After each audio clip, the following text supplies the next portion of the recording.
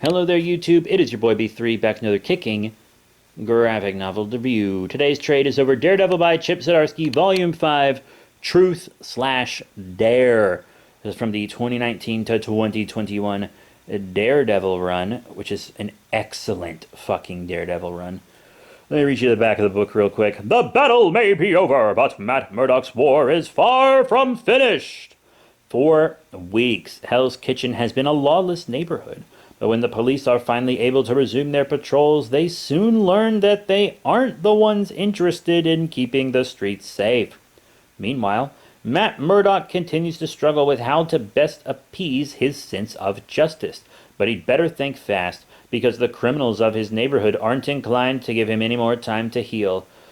As the likes of Typhoid Mary and Bullseye make their murderous presence known once more.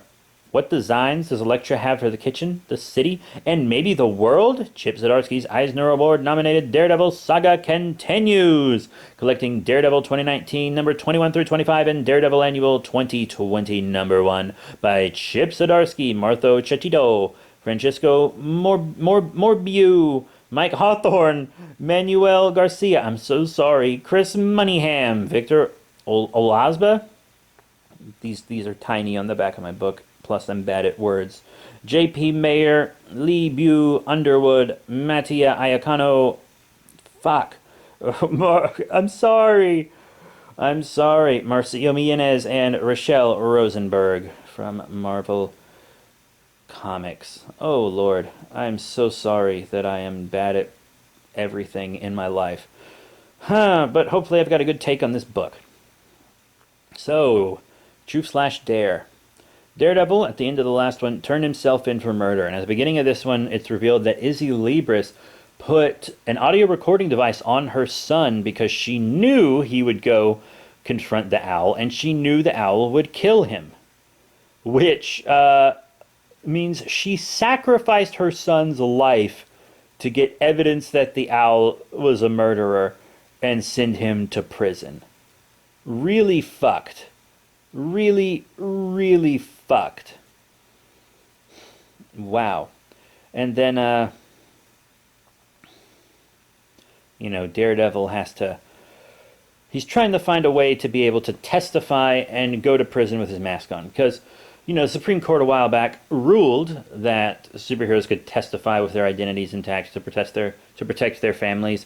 And now, Foggy and team are going to argue that superheroes can go to jail with their identities masked to protect the lives of their loved ones. And it's pointed out that this is white male privilege. A lot of people are like, look, if you weren't a white dude, you probably wouldn't be allowed to keep that mask on. And there's a lot of great social stuff in these books. Incredible. Spider-Man confronts Daredevil yet again, and Daredevil kind of tells him to fuck off, which was pretty funny. Really funny, actually, quite factually. We get a little story about Matt Murdock's brother working with the Hood, but Matt Murdock's brother isn't real. He was created by magic, and he needs this stone that the Hood has, which I believe appeared in Brian Michael Bendis' New Avengers. He needs this stone to kind of become a real person and give him a history and stuff. And it does. It gives him a childhood. It gives him memories. It gives other people memories of his. So now he actually grew up alongside Matt Murdock. And he's kind of like a little con artist. He's a little scumbag. And he's working with the Kingpin's son, not the Rose, Butch, the other one, to kind of do this bloodless coup of the crime family. But Butch, he ain't really going for bloodless. He ain't really going for bloodless. And Daredevil and Matt are pissed at him all the time. Well, I mean, they're the same person, Daredevil and Matt, obviously. But Mike Murdock does not know that Matt Murdock and Daredevil are the same. He doesn't know. So, Daredevil is trying to do a lot of stuff, cleaning up the streets before he goes to prison. He calls in Iron Man, And then, Kingpin goes to get Typhoid Mary. He wants to help her. They've kind of had a history in many ways. And Daredevil asks Tony Stark to buy up Hell's Kitchen when the auction goes live with billions and lose billions because it's the right thing to do, to keep it out of the hands of the Stromwinds who would use it to be awful. And Daredevil's like, I want you to buy up all of Hell's Kitchen. All right. I want you to rent it to people for less than nothing, and then I want you to sell it to the residents of Hell's Kitchen for less to nothing. Daredevil's like, and Tony Stark's like, I'm going to lose billions of dollars on this. And Daredevil's like, yeah, you will, because it's the right thing to do. And he has to talk Tony Stark into doing it. And, like, let's not sit here and pretend billionaires aren't all bad guys. Like, you can't become a billionaire without destroying your soul. You just can't do it. So, Tony is like, all right, I'll ask the board. We'll try to do it. He tries to buy it all up, And then Foggy brings on Kristen McDuffie, Daredevil's old flame, to help with their lawyering. And she has forgotten that, Matt Murdock is Daredevil. And she thinks Matt Murdock's in therapy because Matt's not around. Matt Murdock is straight up not around. She thinks he's in rehab for, like, an opioid addiction. Which makes sense because, remember, at the beginning of this run, he's popping pain pills because of an accident. And, those pills are literally designed to make you an addict. Like, it's fucked. So it's a pretty believable story. And he's pissed at Foggy for that. But Foggy is like, well, if you go to prison, that's a good excuse for where you are.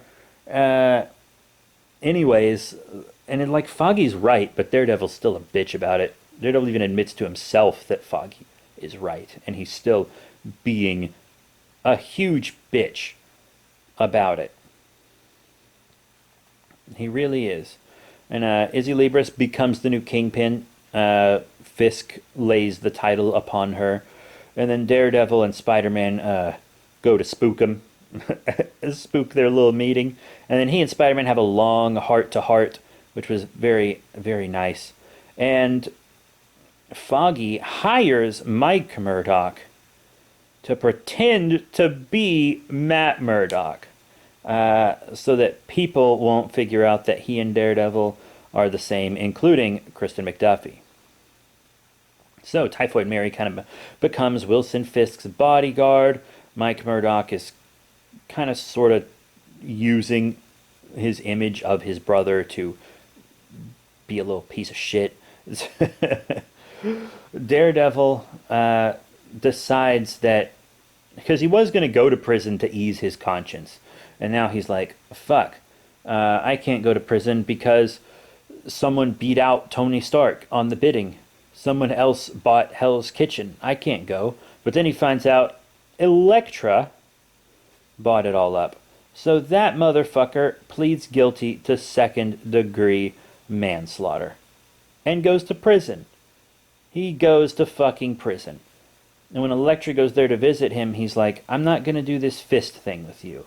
Because Elektra has found these old scrolls or some shit, this old book, that talks about a way to completely destroy the hand, but it requires a king, and it requires a queen, and only one of them can live. Matt doesn't know that only one of them can live part. But she wants him as part of it. He doesn't want to be a part of it. He's like, you need to prove that you've changed. And so she takes up the mantle of Daredevil to keep Hell's Kitchen safe while he's gone, to try to prove something to him. And she also stops killing people. She, like, saws the tips off her size and everything. So no more stabby. And she's, like, started to give to the poor some and stuff. It's pretty cool. And holy shit, Elektra's Daredevil outfit with, like, the ninja stuff infused in it and the big scarf.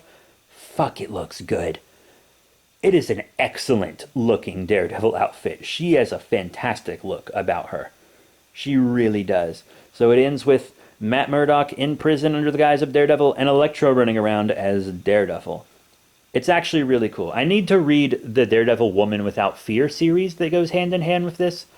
I still need to read that. It's also by Chip Zdarsky. I'll get around to it, but right now I've read this run twice, and I've read the Devil's Reign stuff. God, this is just such a fucking good run. The art is excellent. The writing is so good, and it makes such great points about justice and the system and the law and everything. And the upcoming issues that we're going to be reviewing talk about why prisons don't work, and etc.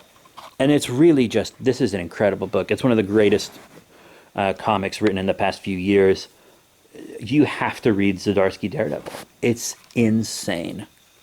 But that's it. Thank you all very much for your support. Remember to rate, comment, and subscribe. Check out all the cool links in the description below, Facebook, Twitter, etc. And I'll see you all next time. Bye for now.